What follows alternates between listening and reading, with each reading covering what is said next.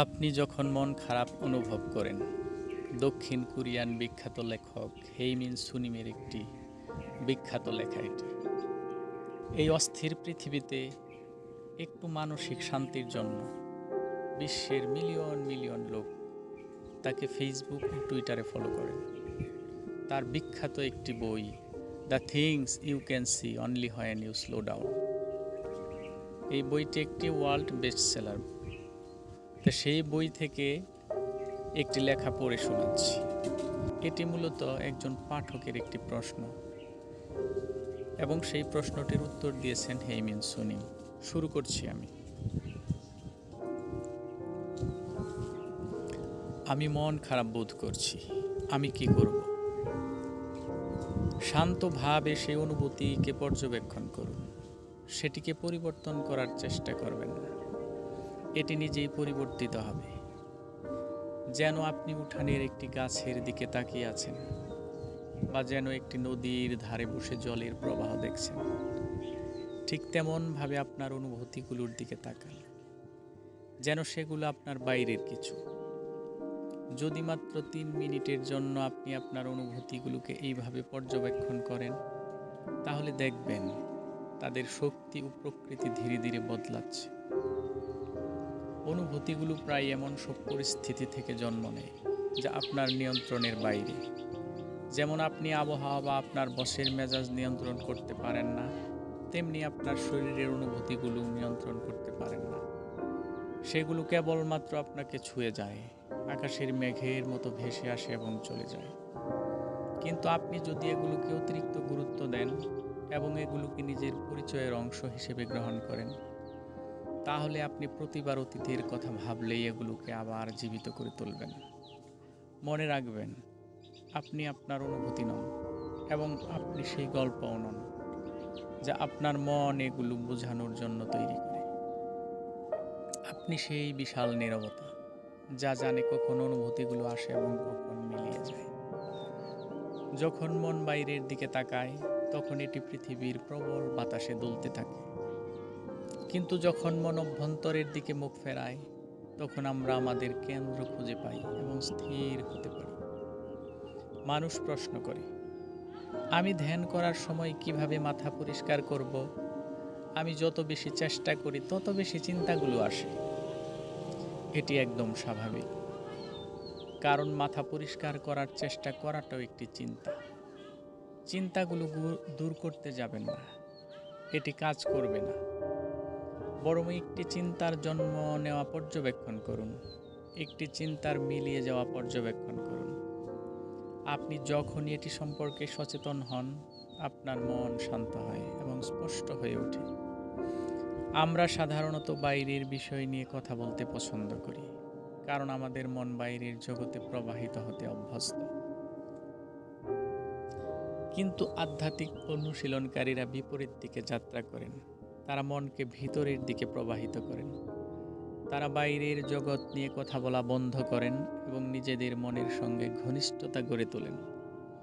প্রতিদিন আমাদের মুখ দিয়ে অসংখ্য শব্দ বের হয়, কিন্তু তার মধ্যে কতগুলো আসলে আমাদের নিজের কথা?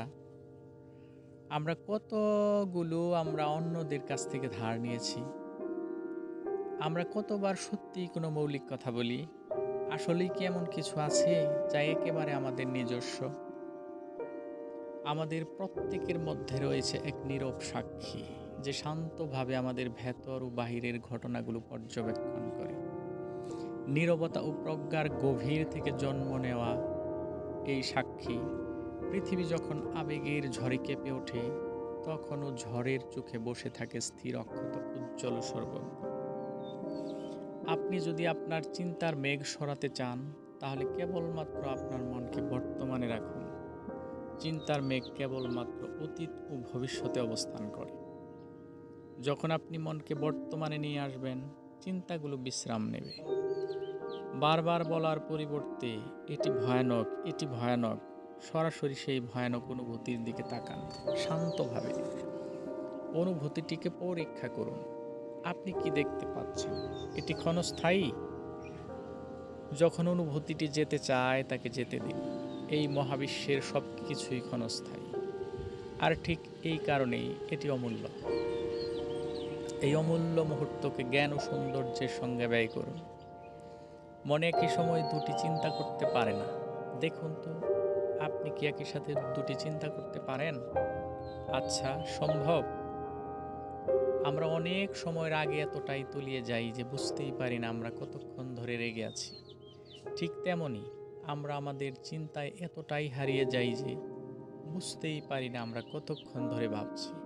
আমরা জেগে থাকলেও আমরা ঘুমের ঘোরে পথ চলা মানুষের মতোই আচরণ করি। আমরা যা করি তার প্রতি আমাদের সচেতনতা থাকে না। শুধু চোখ খোলা থাকলেই বোঝায় না যে আমরা সত্যিই জেগে আছি। সত্যিকারের জাগ্রত হওয়া মানে হলো আপনার চেতনার পরিসরে যা ঘটছে তা জানা, চিন্তা ও অনুভূতিকে অন্ধভাবে অনুসরণ করা নয়।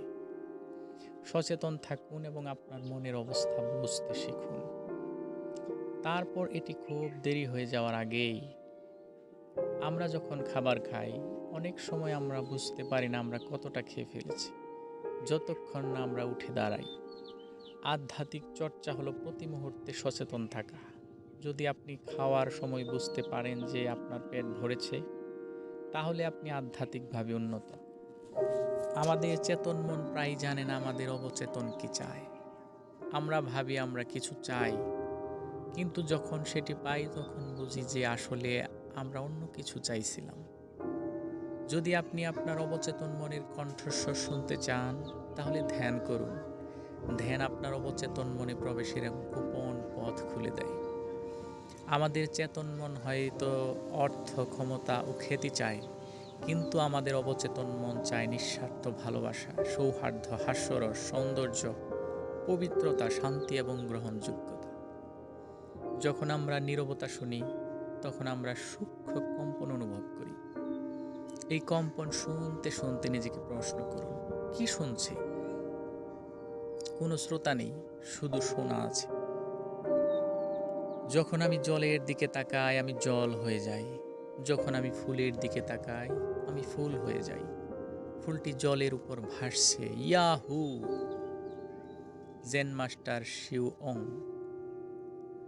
যখন আমাদের দেহ সুস্থ ও শক্তিশালী থাকে, তখন আমরা হালকা অনুভব করি, যেন বাতাসের মতো। কিন্তু শুধু হালকা অনুভব করলেই বোঝায় না যে আমাদের শরীর নেই। এই স্বাভাবিক ও সহজ অনুভূতি অর্জন করতে অনেক পরিশ্রম করতে হয়।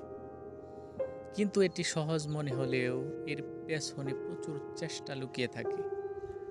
আমরা যাকে আত্মা বা জাগ্রত প্রকৃতি বলি, তা হাওয়ার মতো হালকা ও স্বাভাবিক, যতক্ষণ না আমরা এটি নিয়ে সচেতনভাবে চর্চা করি। অনেক অনেক দিন আগে একটি মাত্র মন ছিল, যা একাকিত্বে ক্লান্ত হয়ে পড়েছিল।